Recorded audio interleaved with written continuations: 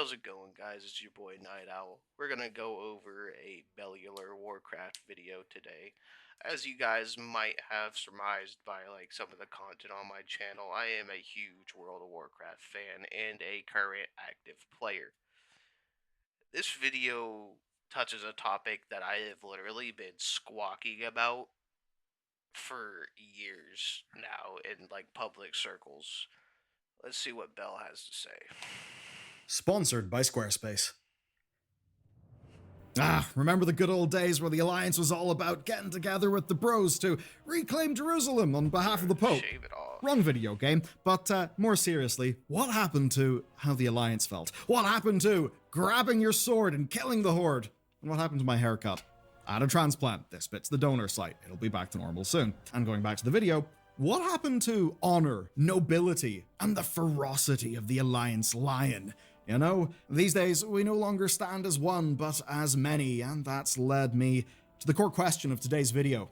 What's the point of the Alliance anymore? What is it? I mean, sure, we still love our factions, but what does the Alliance actually do? Because when you get down to it, it kind of feels like the Alliance just died off screen and no one really noticed. And we've done a few videos about the Horde, maybe getting a few rough storylines rolling into midnight, all the stuff with the Sons of Lothar. But the core of their faction does actually remain intact. They still are a group of misfits banded together against a dangerous world.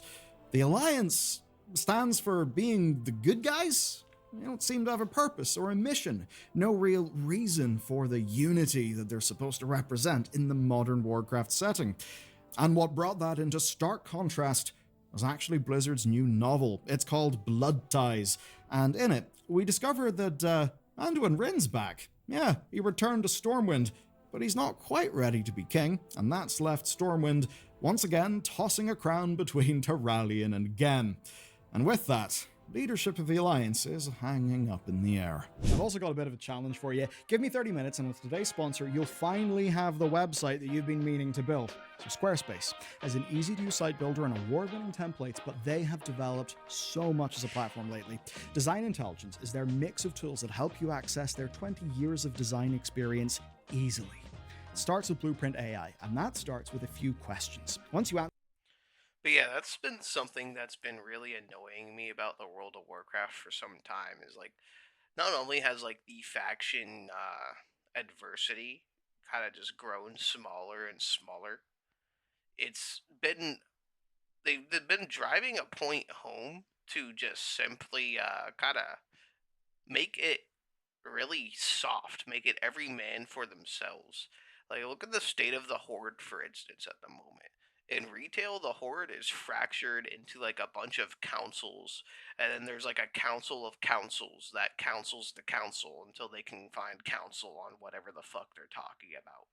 It's the worst way to get anything done. I can imagine something big happens and they all have to get together at their own individual tables and then send their representative to the big table and they all argue about stupid shit and never get anything done. Kind of like American politics. And I mean, the alliance is just as bad. They always have absent kings and just shitty freaking replacement rulers, and they never articulate any of this shit in game either. So you don't really know about it unless you read all the expanded materials, the books and comics that they put out. But bottom line is the game started off kind of that way too, with the missing not Anduin Wryn, but Varian Wryn. He was not there to start off with. Anduin was the first king that you were ever exposed to in the World of Warcraft.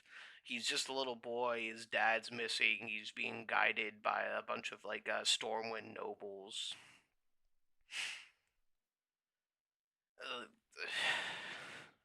Let's continue. overwhelmed in the past, or you just want to start quickly with all of your bases covered, this set of features is literally made for you. And their core platform is always growing as well. They've got native video support, so you can have a gorgeous player, you can have video gallery layouts that are all interoperable with their e-commerce tools. It's real impressive, and when I needed sites, Squarespace was my first port of call because they make it easy. So, to get started today, go to squarespace.com/BellularGaming, check out Design Intelligence, and when you're ready to Hate send the your shit site on this live, sponsor, use but code Squarespace BellularGaming is for a 10% really off your shitty first company to purchase of a work site for or domain. or work with. Quick recap. So, Anduin led the Alliance to victory in the Fourth War, then he was kidnapped by the jailer, subjected to torture, and made to do terrible things. His body would go and do the terrible things, he was basically stuck inside his own brain as an observer to those things, and, secret is he did actually say he felt a bit of a rush of power whenever he was doing evil Death Knight things. Yeah, fair enough. Being evil Death Knight would be kind of fun. Shadowlands had like the worst fucking lore. Like, if they would have just stuck to like what they were doing instead of kind of like flip-flopping and nerfing and just like kind of hollowing out everything they were trying to do, it kind of like would have maybe been good. But at the end of the day, all Shadowlands did was just shit on a whole bunch of pre-existing lore and characters. Anyway, he then returned to Azeroth and just pissed off for a bit. He vanished into the wilds, and that left Turalyon as the regent of Stormwind. More importantly, as the High King of the Alliance. Now, in the recently released Blood Ties novel, Turalyon, Illyria, and Arator travel to the Broken Isle, where they find a fresh demon infestation at Fellsoul Holt. And, on the way, Turalyon catches us up with Stormwind politics. Let's do politics. We learned that Gen Greymane was willing to mine Stormwind whilst Turalyon went on his family adventure, and it seems the two may have been sharing the weight of that crown. And going into midnight, Turalyon's arc, we know, will pull him away from Stormwind and away from leadership of the Alliance. But he won't mind.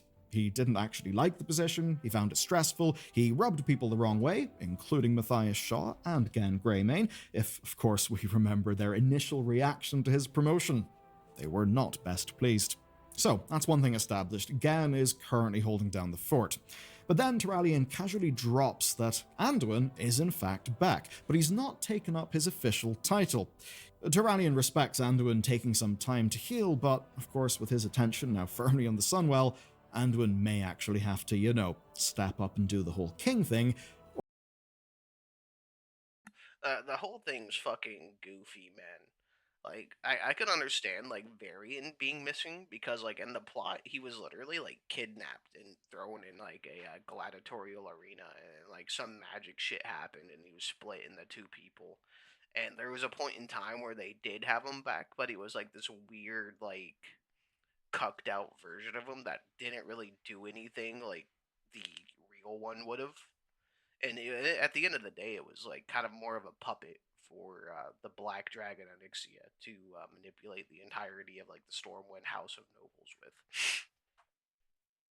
But Anduin's whole thing is like he was just sad. He was sad and he shirked his duties as king to go find himself. Like he had like a little hot girl summer or some shit and abandoned his duties as king.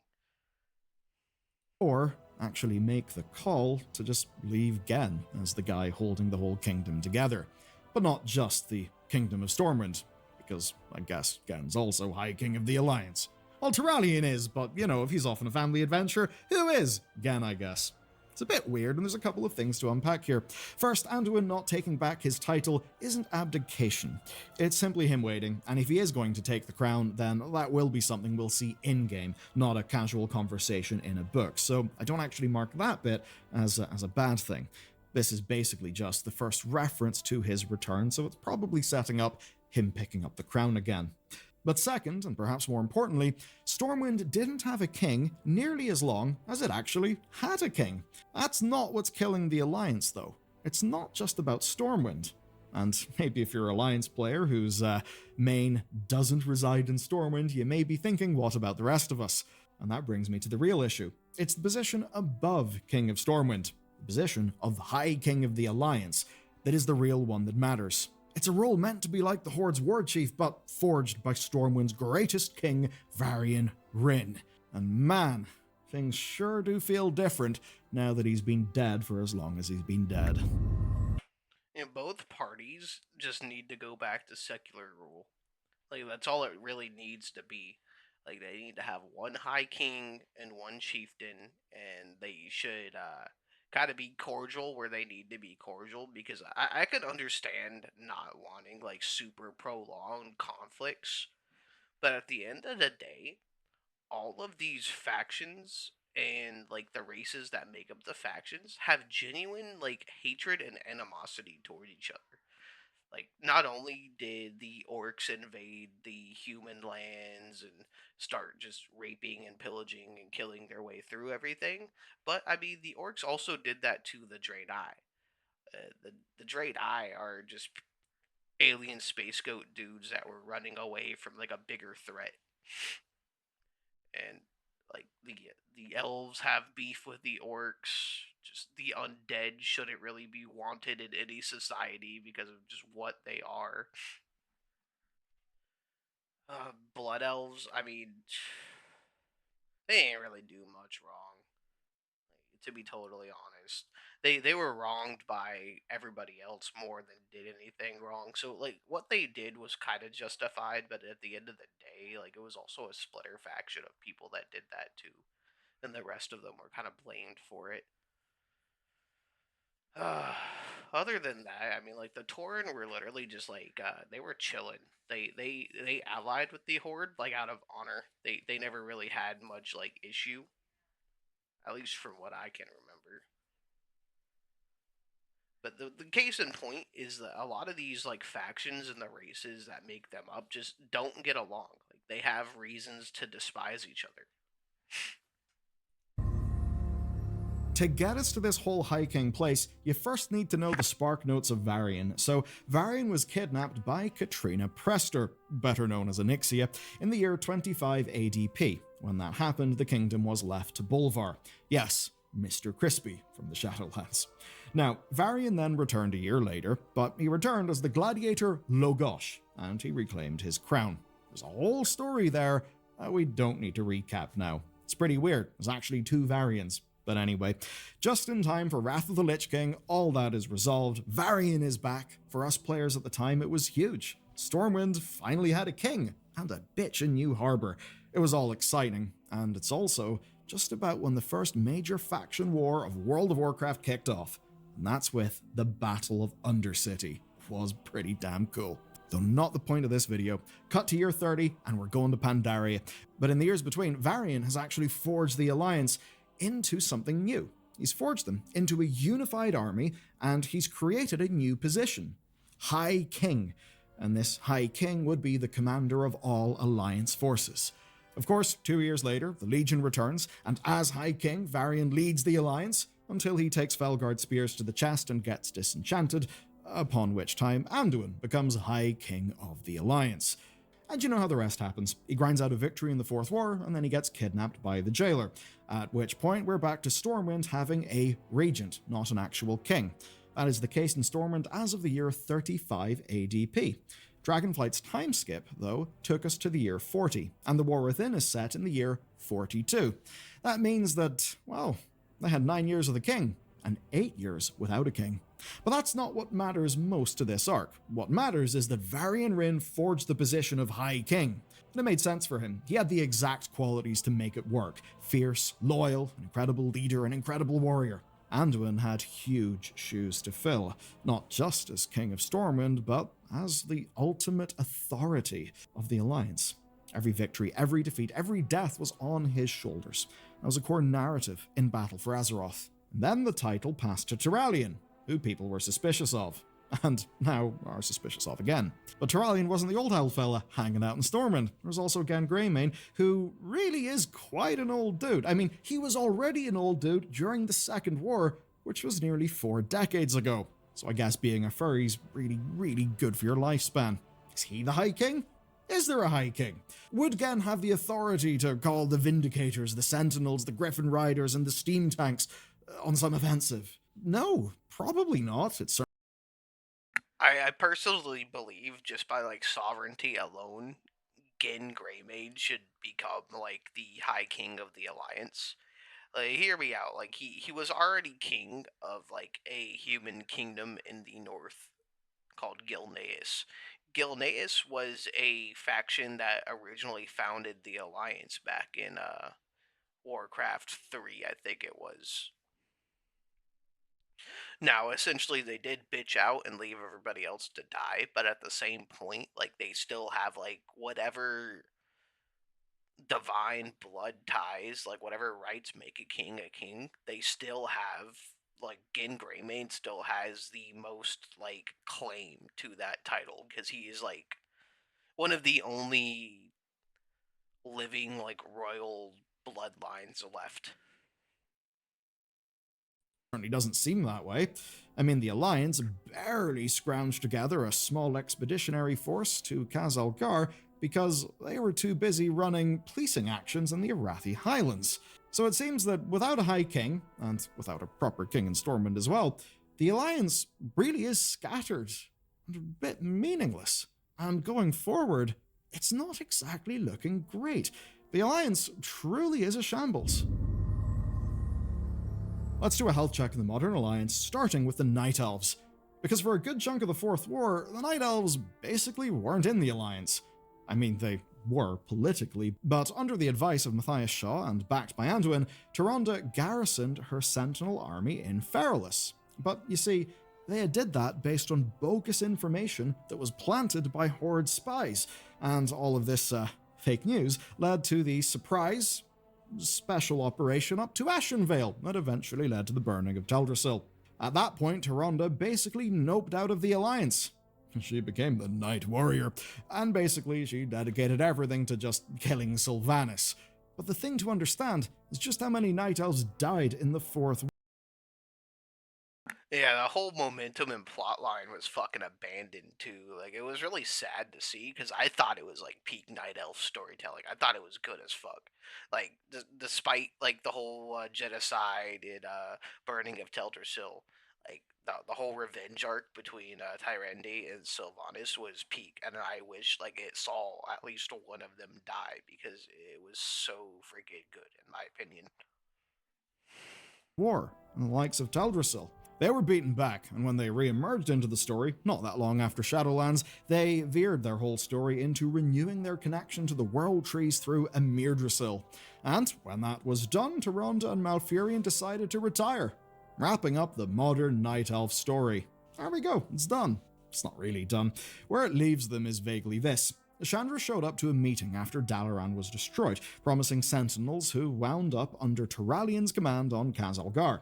In Midnight, she will play a role in renewing the Sunwell in some way, shape, or form. So the Night Elves are there, and technically, Blizzard did say in this expansion the Elven tribes would be reunited. The Night Elves are some of those Elven tribes. The effect of some of all this cosmic madness is the Night Elves have quietly stepped back from Alliance politics. And as you're about to learn, the other Alliance diehards are also set for a major distraction. Dwarves and Gnomes came in absolutely clutch to the Alliance. Turns out, literally having tanks is actually quite useful. But what's rough for the Alliance is that Dwarves and Gnomes are about to get the conclusion to a story that began way back in the day with newbie Dwarves and Gnomes killing their first Trogs in Khaz-Modan. And that is the story of the creators, of the Titans, from Ironbrand's dig site to Uldaman, from Ulduar to Mechagon, right through to the seat of the Pantheon. The Dwarves and Gnomes are finally getting their payoff. Likely not in Midnight, of course. What I'm talking about is the events of the War Within, and more importantly, where they'll all lead in The Last Titan. Now, these races will always be Alliance diehards, but when the Titans return, which does look quite likely, and it also seems likely we may even go to war with some of them, well, the once children of the Titans, these two groups, will be rather busy. Though the Alliance do have other factions, other diehards like the Wildhammer and Kultiran humans exist, and races like the Draenei I think can always be trusted to get on board with doing the right thing for the Alliance. But with Valen's intention to build a new Draenei city in Azeroth, you may have missed that, but it is a recent plot point from their Heritage Armor questline, I am convinced that, perhaps like with Silvermoon, their race will host some sort of cross-faction hub in the near future. And that'll be important for the Alliance because, as of right now, they don't really have a proper foothold on that continent. But as we move to the other groups, well, the Worgen have reconquered Gilneas, leaving them basically busy reconstructing the whole place. They're doing that effort alongside the Forsaken in a total table flip of Warcraft's politics. I mean, if Worgen and Forsaken can get along clearing out Lordaeron, then what's actually left for the Alliance to do? There's been a thing brimming up through this video.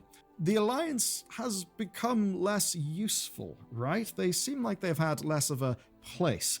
Also, they've got substantially weaker and more fractured. But even more deeply, what is their purpose? Because that's rarely something that's engaged with in an interesting way within the actual game. Now, this does also bring me to the other races, whose inclusion in the Alliance increasingly points to how irrelevant the Alliance is. You got the Pandaren, Earthen, and Drakthir. Yeah, they're all in the Alliance, but their stories push toward unity under Azeroth. Yeah, but all these races are on the Horde side too, so I don't know what he's trying to get at there. Not towards the factions. So you do have to ask, what is the Alliance actually doing for them?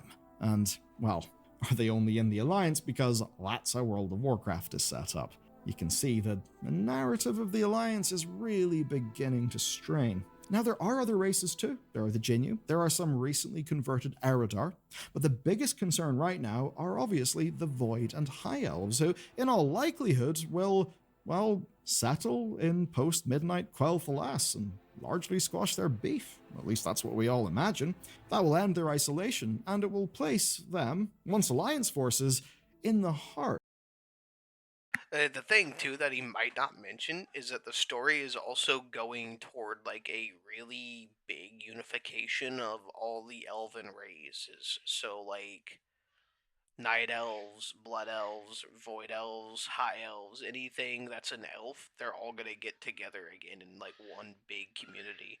If you look on the World of Warcraft map, like Silvermoon, Belameth, and the Dragon Isles, like they're all pretty much like all these big elven territories are all in like one big triangle, like close together. Of one of the Horde's most powerful kingdoms, and not for war, but for peace. A peace that seems to have put both factions on life support, even though, yeah, if you're an Alliance character and you walk into the wrong part of Silvermoon, yeah, the guards will just kill you on sight. Now, all of this is a bit weird. The Alliance just feels like it has less of a vision than the Horde. And for as much as Varian Wrynn homogenized the Alliance behind him, he at least was able to drive it forward, in a way that still felt like he was driving forward the faction. As much as Anduin can say for the Alliance, I think with Anduin we've went into smaller scale character drama, which isn't exactly what many want from, ultimately, a player faction in an MMORPG that is defined by those factions. Which isn't to say the Alliance doesn't have screen time, it just feels like they have less vision than the Horde. The screen time certainly is there. Alliance characters continue to dominate the expansion A-plots, but, well, they're slave to those narratives. And that's kind of forced them to push faction identity aside so that they can fight the next big bad, which is kind of the core of the problem. That's always been a great thing within Warcraft, but the factions being distinct entities has also long been a great thing of Warcraft. And right now, the Alliance just feels on ice. Not because it's dead. No, it'll come back whenever Blizzard needs it. It's just, right now, currently impossible to tell those good Alliance stories. A few recent times where they've tried, looking at you, Red Dawn, haven't exactly ended up well. Okay, the High King problem. Now the Turalyon has become, well, whenever Midnight launches and he does the intro thing, will become the self-described savior of the Sunwell. Yes, that is a thing he says early in the next expansion. We can basically look back at his tenure as High King of the Alliance. We've had people around him, like Matthias Shaw, be suspicious. He's rubbed people the wrong way. He is a little bit of a light zealot. I mean, just look at his history. But the only thing that he actually did, geopolitically, was administer the armistice between the factions and make sure that the Alliance didn't blow up. And I think this all shows that the whole idea of a High King is kind of difficult. It makes it hard to tell the story. If Turalyon goes and uses his power for evil, and they take his character that way, it's not just his character. He's basically High King, is the acting regent. He leads their armies, so it would impact the entire setting. It may be would even re-spark a war, maybe a siege of Stormwind, right? But if that was too much and we were to play it safe and he only did good things, then, well, his coming light blindness story would also ring hollow. So instead, what's basically happened is he and Blizzard have just kept Stormwind on maintenance mode. Whenever they need to, they just chuck the crown over to Gan. He just doesn't do anything. He just sits there and, I don't know, purrs. And now what we're seeing is that Blizzard are soft launching Anduin's return to Stormwind. They've put the first plot beat into the Blood Ties novel. That will eventually lead him back to the throne. And then we'll get back to the real question. What is Anduin?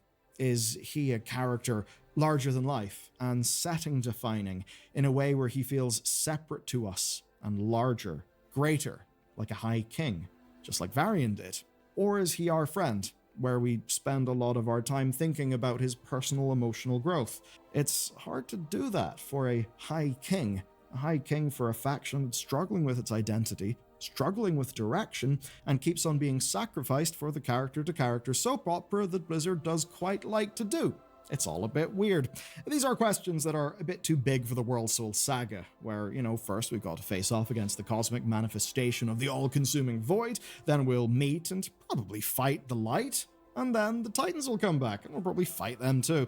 That does mean that for the time being, the Alliance will be a political background organization that will pump out soldiers whenever we need them. And that means that there will be fertile ground for Anduin to return and to forge a modern alliance that will actually mean something to people. And my hope is that with Anduin spending all of these years canonically figuring himself out and working through his problems after the Shadowlands, maybe when he returns, he'll have aged, matured. Maybe he will come across more kingly, more regal, more larger than life. Perhaps a high king. The sort of character who could be a driving force of the Alliance, actually pushing it into new storylines. Only time will tell, but as a lifelong Alliance player, and that does count for a few people in our office, this video just sums up the vibes, the angst, the just way that giving a shit about the Alliance has not been a thing for quite some time indeed. What do you think if you're an Alliance player? And what do you think if you're a Horde player? Are the Alliance just so lame that the idea of smacking us about doesn't even get you excited anymore? And if you want your World of Peacecraft angst validated, well, go check out this video. It's about what's going on with the Sons of Lothar. You may not know what that means, but trust me, you'll find the video interesting. Yeah, it's really goofy the way Blizzard is just ruining this amazing ass game and lore.